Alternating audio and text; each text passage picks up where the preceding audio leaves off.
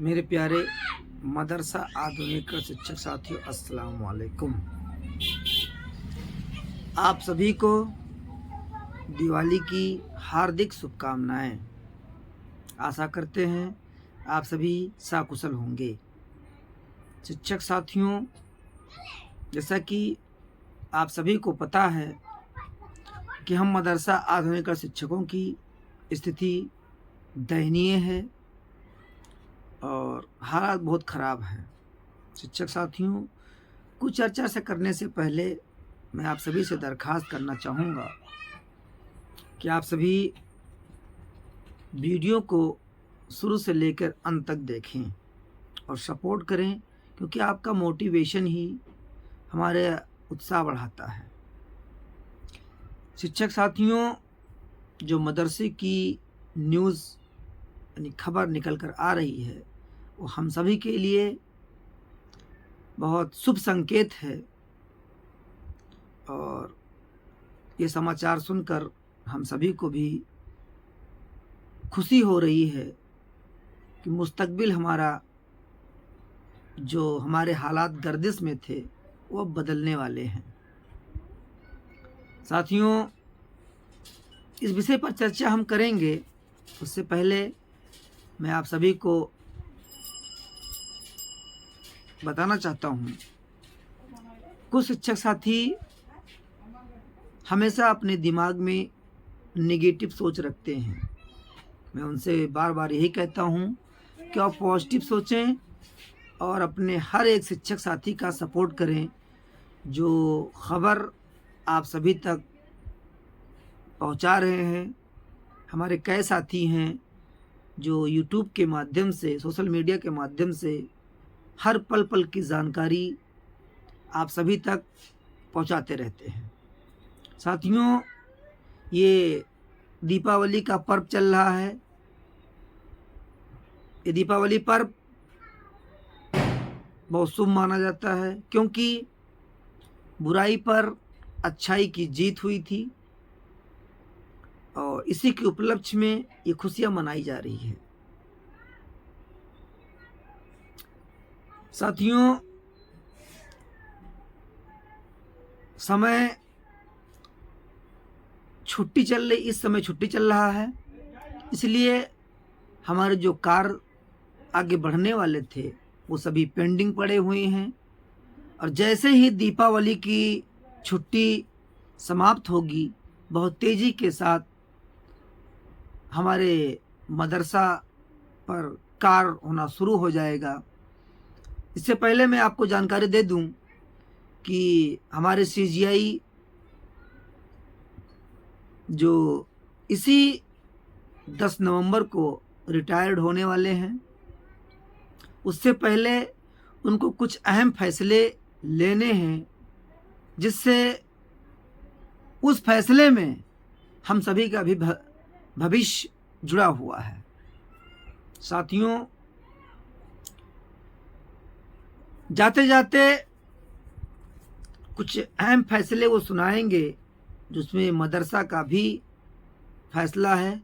उनके लिस्ट में ये मदरसे का भी नाम है और उनके फैसले से ही हम सब की कड़ी जुड़ी हुई है। आपको पता होगा कि इलाहाबाद हाई कोर्ट ने मदरसों को लेकर कुछ टिप्पणियां की थी, उसके बोर्ड को ख़त्म कर दिया जाए। यही सुनवाई सुप्रीम कोर्ट में पहुंची, वहां सुनवाई हुई और मामले को सुरक्षित रखा गया है। और सुरक्षित रखा गया है इसीलिए सरकार भी हमारे भविष्य का कोई फैसला नहीं कर पा रही है कि मामला सुप्रीम कोर्ट में है। अब कोर्ट क्या फैसला देगी, उसी फैसले पर हमारा भविष्य भी निर्भर होगा। साथियों, जहाँ तक खबर ये मिली है कि DY चंचूड़ साहब, जो CGI सुप्रीम कोर्ट जो सुनवाई करने वाले हैं, वो मदरसे पर भी सुनवाई करेंगे। और खबर यहाँ तक निकल के आई है कि फैसला मदरसा बोर्ड के पक्ष में आएगा, क्योंकि उन्होंने रोक लगाकर मामला सुरक्षित किया है और बताया जा रहा है कि मदरसा बोर्ड ख़त्म नहीं होगा। अगर मदरसा बोर्ड ख़त्म होगा तो बहुत से बोर्ड ऐसे हैं जो समाप्त कर दिए जाएंगे। इसमें संस्कृत विद्यालय है, सिख समुदाय के संस्थाएं हैं।